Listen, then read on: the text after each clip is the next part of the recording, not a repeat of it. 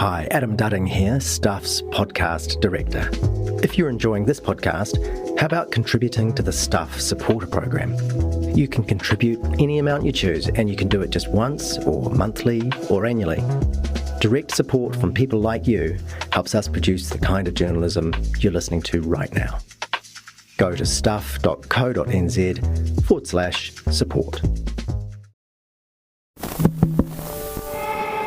Stuff Podcasts.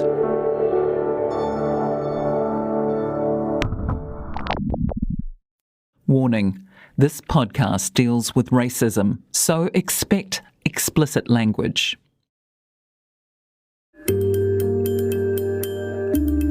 Marole, my name is Will Ilolahia, co-founder of the Polynesian Panther Party. In 1975, National and Robert Muldoon romped home to victory on the back of a blatantly racist campaign. I was born in this country, I was brought up in this country, I know the ordinary bloke in this country, doesn't matter where he comes from or what he is. The following is a party political broadcast on behalf of the National Party. One day, there weren't enough jobs either. The people became angry, and violence broke out, especially among those who had come from other places expecting great things. Pacific Islanders were targets for the government once again. Police continued to check our passports and raid our homes, just because we were brown. Police officers have been called off other inquiries to concentrate on this, what they consider to be a blitz. They have been told to concentrate on hotels and billiard halls frequented by islanders, and they are making random checks. The police minister, Alan McCready, denied his policy targeted us, but in an interview referred to us as livestock. If you have a herd of Jerseys and 2 Friesians, the Friesians stand out. We couldn't believe it. Trevor Richards from Hart was also left in disbelief. Alan McCready, Minister in charge of the Dawn Raids. What did he really think about the Dawn Raids? Well, he was a racehorse owner, and he named one of his horses Dawn Raids. Our families are part of a long line of people born and bred in the small islands of the South Pacific. But in the 1950s, our parents looked for a new life in Aotearoa, making us the first generation of New Zealand-born Pacific Islanders. But later, in the 1970s, when the economy faced challenges, some New Zealanders started to see our presence as a problem. Newspaper headlines claimed we were violent and dangerous. And the government said we took Kiwis' jobs. The government wanted us out. Like the Black Panther movement in the United States, we decided to seize the time. It was time to be heard. It was time to mobilise.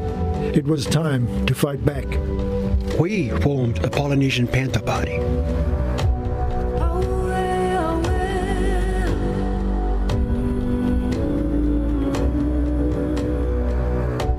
Our aim was to strike at the core of racism and provide a voice for our community.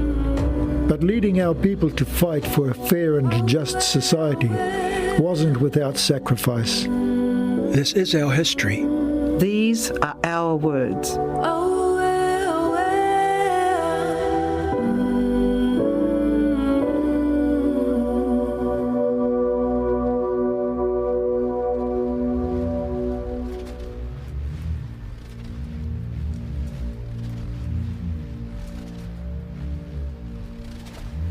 The founder of the Black Panthers, Huey P. Newton, said the nature of a panther is that it never attacks.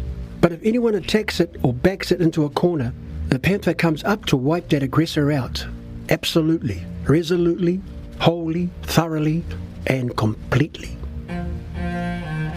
To defend against our aggressor, we created a military wing of the Polynesian Panther Party. But this meant more risk. Risk for our own safety, but also risking the connection to our family and community. Speaking out like that wasn't how our parents' generation did things. But it needed to be done. If the government and police were going to harass us without cause, we needed eyes on them all the time.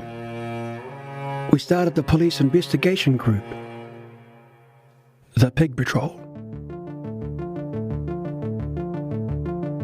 Tigilau Ness, At nights would follow the police who were targeting Pacific Island gathering places, which are mostly pubs. The pig patrol was set up because we just saw it blatantly being right in front of our face.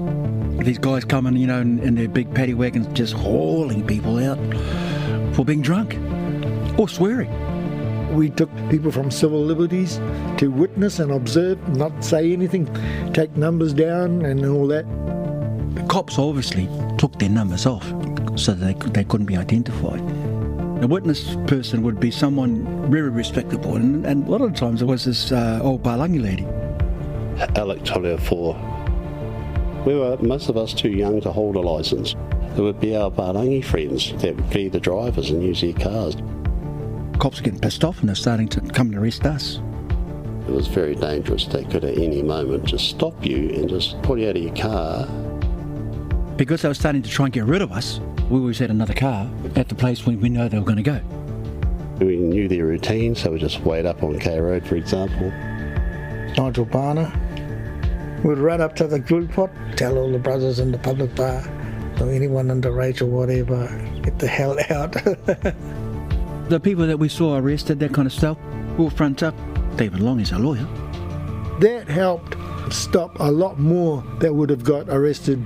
It wasn't just patrolling cops, it was seeing it to the end.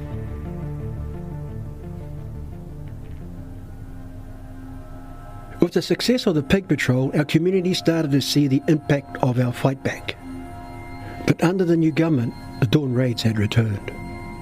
The National Party brought back the policy to tackle an immigration problem despite the majority of overstayers being white.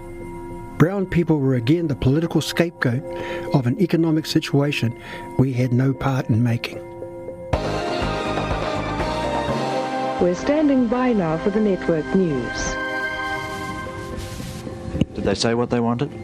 When I went to the door, was these two cops that come in.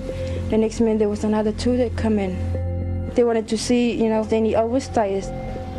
Police officers have been called off other inquiries to concentrate on this, what they consider to be a blitz. They have been told to concentrate on hotels and billiard halls frequented by islanders, and they are making random checks. Our community asked us what we were going to do to stop this racist policy. It was time for us to up the stakes. We needed a call on the military wing. We had a military wing, which was a self-defence group within the Panthers. If a group was to do an activity, nobody else knew about it. We're all prepared to wear whatever the consequences were. We learned it from how the Black Panthers were, getting done by informants and that kind of stuff. If you got arrested, you could actually say, I did not know. Had an executive meeting, and all the leaders of our different ministries were there. At the meeting, we said, look, our people are asking us now, we've got to do something about this. All the chapters from South Auckland were saying, let's go and fucking deal to them, just punch them over and all that. So I said, okay, that's your recommendation, yes. And then from the chapters of the university, there's a lot of letter to the minister, and let's do a petition and all this kind of numbers. Okay then. We got the information from prison chapters who said, remember our emblem. A panther never attacks. But because of self-defense, when it attacks, it totally wipes out its aggressor, completely, wholly, absolutely. Henry Nini, who was at that time Panther youth leader, got up and said, why don't we raid the ministers? Oh, okay. Yep, we achieved the attack thing that the prison chapter says. We will lessen the risk of the South Auckland chapters from getting done, and that'll satisfy the university thing because we're getting something done. We saw the situation that we had to attack the three ministers that we knew was relevant. Gare, Birch, McIntyre. I was part of the Gare raid. Tingy did Birch. I ended up in a group that was to go out to Bill Birch's house and dawn raid him. We send out all these investigators, say, hey, look, your job is to go and find out where this guy lives, give us the layout. We were able to find out an address of where Bill Birch lived. The investigator that did my squad told us that there's a home unit of 1, 2, 3 and said that Unit 1 was where Gare was staying. Secured the vehicles, secured the loudhailers. And our spotlights.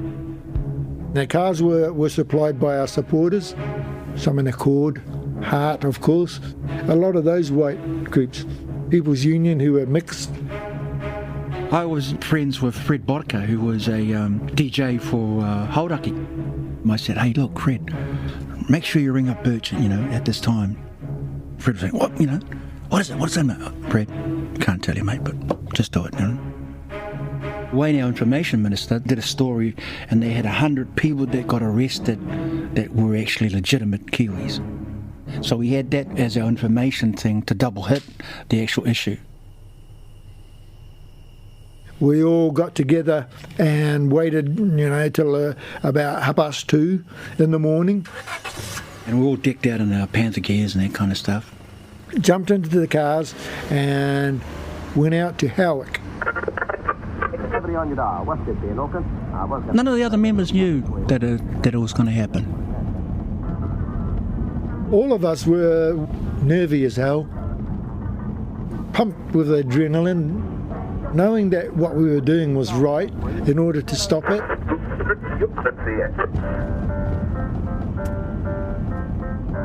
How far were we prepared to go if we were confronted? Prepared to get arrested? Prepared to fight?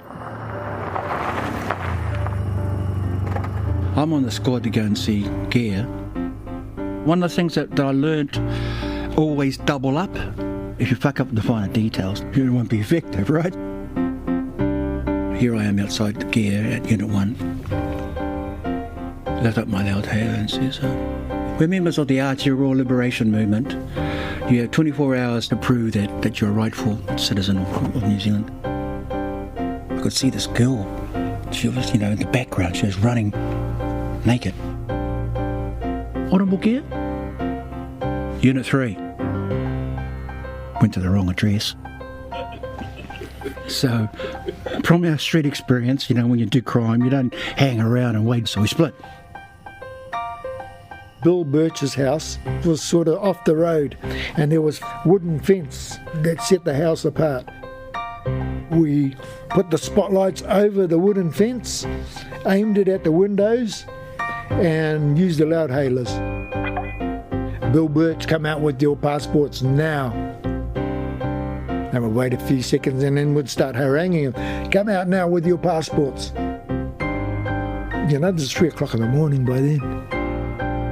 The lights would come on and the front door would open and we'd jump in our cars and take off. Luckily, the 2 other squads were successful and had Fred Bodka ringing the 3 ministers from Hauraki. And one of them said on the radio, how dare these people come at this ungodly hour? Psst.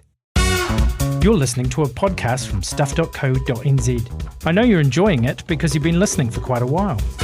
I'm here to tell you about another Stuff podcast you'll enjoy. Stuff to Watch is our weekly guide to the very best new TV shows and movies. It drops every Friday, just in time for your weekend viewing. I'm the host, James Crute, and in just 10 minutes, my expert guests and I will cut through the clutter and find you some stuff to watch. You can find every episode at stuff.co.nz/stuff to watch. Better still, on Apple and Spotify, you'll find links so you can subscribe, which means you'll get new episodes the moment they're published. So let Stuff to Watch find you, well, stuff to watch. Thanks for listening, as you were.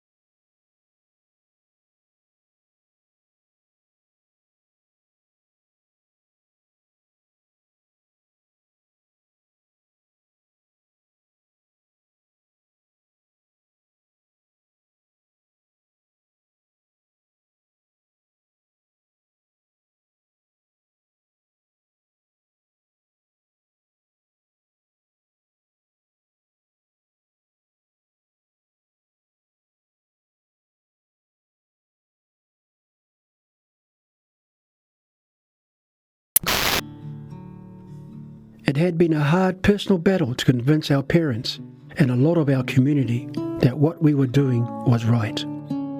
Our parents' generation didn't rock the boat. They felt that they were guests in this country.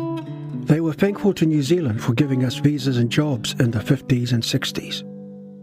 They respected the New Zealand government for giving us these things. But we were born here. We didn't feel the same. We could point out racism our parents couldn't see.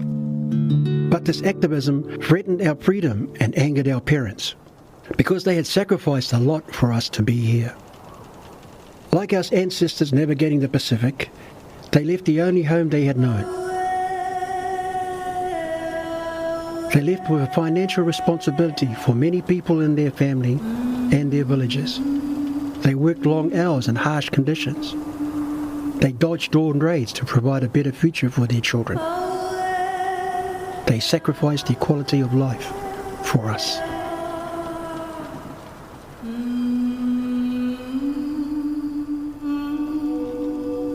Wayne Toleafoa. What our parents did and that whole generation was incredible. They were in a strange land. Their English wasn't that great, especially my mother's English wasn't that great. I'm Mary Manata Montgomery. They did sacrifice quite a lot to be here. They did not want us to go back to Tonga and go back and live with what they say is hardship. Talofa, my name is Melani Anae. The reason they came, which is quite, the same as other migrants, was for a better education for their children. Get good qualifications so you can get a job and get money for whalawilaves. Whalawilawe is your obligation to support the well-being of the families. It's not with just your nuclear family, it's extended family as well. I remember my mum and dad putting aside, money to send to their respective families. That's an important value in Samoan custom, is tautua, the service. And it's by serving your family that you achieve greatness. Dad was kind of the silent breadwinner who just would, work to put a roof over our heads and food on the table. UEB Packaging, he spent 20 years there. He became a foreman, but and also he became deaf almost in his 60s because the loud machinery every day, 6 days a week, over years, 20 years. And I think that's when I really started respecting and valuing and loving my dad for putting himself through that, just for us. After Mum passed away, I found one of her diaries, and she had itemised where the pounds went. 10 shillings for this, bread, tin of corned beef, rice. She fed us, she looked after us, 3 of us, 4 counting her, plus all our cousins that used to come and visit and stay and stuff. This widow did all that. And later on in life, I took all my schoolmates home, and she kept on doing it, So I guess that's where we get our alofa from. She was a strong woman, and, Christ was her saviour and her example, and I'm grateful for what she's done, for all of us. My ancestors on my mother's side, they were navigators on those dongliakis. For them to just go out to the ocean and go and visit other islanders. But they must have made right decisions. The navigating ancestor of mine, his task was to actually hold on to the fohe, which is the rope that goes from the top of the mast down, and by feel tell the captain from the currents and that kind of stuff where to go. I feel that what my ancestor had, I've got. Me getting into that scenario, I start to understand that when I was doing these kind of things like, the Panthers, I felt this is not right.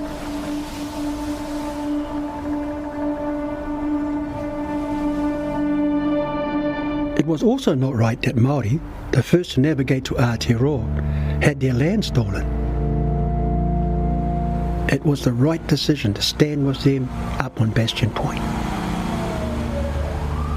Even when they sent in the army to remove them.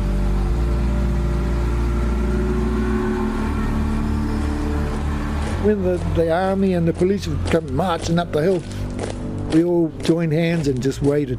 Whether you leave peacefully and with dignity, or whether you are forcibly removed, is a decision for you to make. They came in and surrounded everybody, picked us off one by one.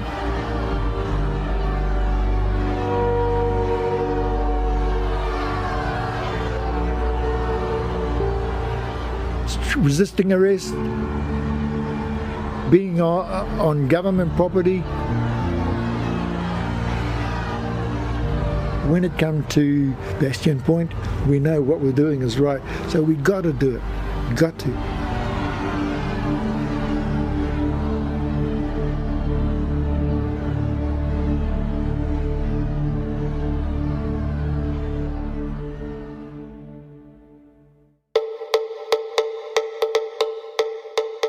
The 70s was a volatile decade, filled with protests and civil unrest. Panthers fought alongside groups like Ngā Tamatoa and He Taua for the rights of tangata whenua. Palangi formed their own movements, all of us trying to shunt Aotearoa towards a fairer society. But those that wanted the status quo and control the system were reluctant to change and resorted to violent tactics. The government doubled down on its sporting contact with apartheid South Africa. The country was becoming divided. In 1981, Aotearoa finally split in two. It was no longer us against the system. Now it was city against country, neighbour against neighbour, brother versus brother. Our Minister of Information, Wayne Toleafoa, had left the Panthers and joined the police. Little did I know that we were coming out at the most exciting time ever. Wayne would have to confront his brothers in black, but this time wearing blue. Wayne, you stoolie, you let him have it.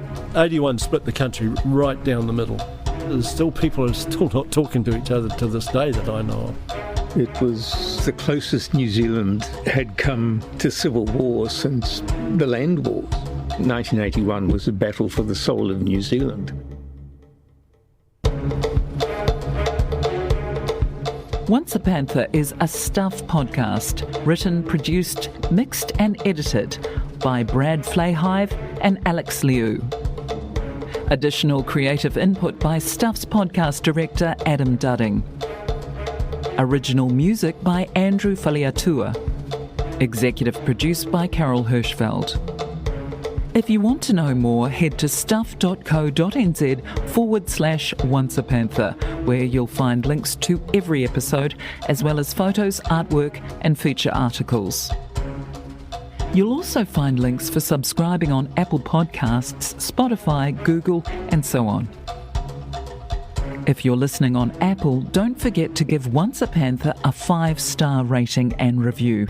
It helps other listeners find us. This episode included audio from Getty and from TVNZ.